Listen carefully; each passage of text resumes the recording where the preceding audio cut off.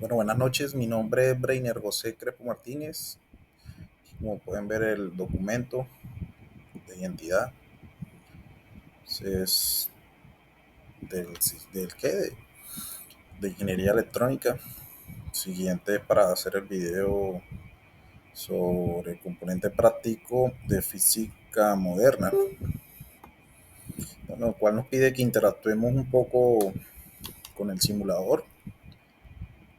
Interactuemos con el simulador y realicemos las prácticas.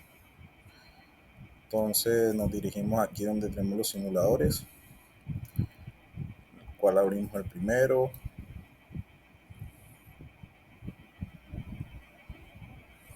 en el cual tenemos nuestra práctica que nos dice,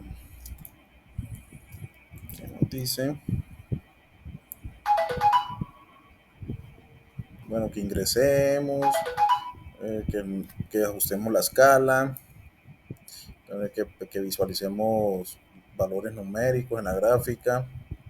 Entonces nos pide que ingresemos al foro, en el cual está nuestra tabla de datos.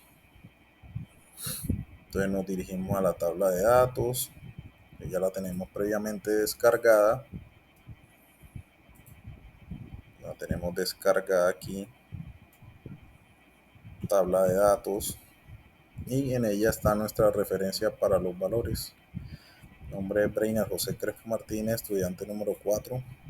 Y para la primera práctica nos pide estos rangos de temperatura y para la práctica 2 nos pide este tipo de elementos. Entonces al colocar en el simulador,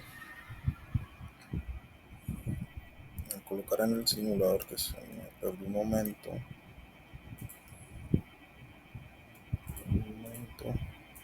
aquí está, al colocar nuestras variaciones de temperatura, pues ya haremos los respectivos valores. Aquí ya en el formato los tenemos. Como podemos ver, aquí está el 4200 Kelvin, 3400 Kelvin y 5950 Kelvin. Aquí están nuestras temperaturas, nuestra tabla de datos con los valores, y tenemos la observación y las conclusiones. Entonces decir que a medida que la temperatura aumenta, la longitud de onda máxima disminuye, lo que concuerda con la ley de Wien. Los picos del espectro se encuentran en el rango de infrarrojo para temperaturas más bajas y se desplazan hacia el rango visible a medida que la temperatura aumenta. Aquí tenemos nuestra conclusión de la primera práctica. Podemos observar, tenemos el paso 5, que interpreta el resultado. La interpretación de los datos proporcionados sobre la relación entre la temperatura y la longitud de onda máxima en cuerpo negro implica comprender cómo cambia la radiación emitida a diferentes temperaturas. Entonces aquí tenemos algunas observaciones: el efecto de la temperatura en la longitud de onda, la variación del espectro de emisión, las aplicaciones prácticas, la importancia en física y astrofísica y la densidad de potencia espectral. Tenemos más resultados para interpretar sobre las gráficas. Esto lo encontramos acá en el documento. También tenemos la relación entre la longitud de onda e intensidad, el efecto de temperatura en la longitud de onda, variación en la intensidad de la radiación. Todo esto de la primera práctica. Y en la práctica 2 del efecto fotoeléctrico, aquí como nos lo dice en la guía del protocolo, tenemos para la siguiente práctica este simulador. Ya lo cerramos. Aquí interactuar con este simulador, el cual a mí me tocó, según la tabla de datos, Cesium, Reiner Crespo, Potassium, Niobium y Cesium. Entonces aquí tenemos los metales, podemos ver el potasio, aquí lo tenemos. Nos pide que leamos la tabla del anexo 2 en el protocolo. Entonces el potasio nos dice que está a 2.3 voltios.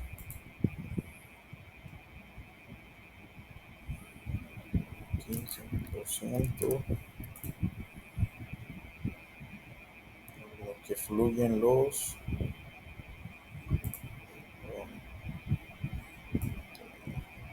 tenemos 2.3 y vemos que siguen fluyendo. Por eso es más o menos de lo que se trata la práctica. Como tenemos la conclusión, paso 4, tenemos con cada elemento, tenemos con el cesio, con el niobio y con el potasio. Entonces, hay flujo de electrones, tanto en el potasio como en el cesio hay flujo de electrones, mientras que en el niobio no hay flujo de electrones. Entonces, tenemos una pregunta de imagine luz solar, ¿qué significado tienen las telecomunicaciones? Aquí tenemos la respuesta. Nos piden hallar, nos piden hallar que la fotocelda más sensible tipo S. Tenemos aquí las conclusiones del efecto fotoeléctrico, radiación del cuerpo negro, relación entre ambos conceptos y aplicaciones tecnológicas, entre otras. Entonces, para no alargar más el video, muchísimas gracias por su atención.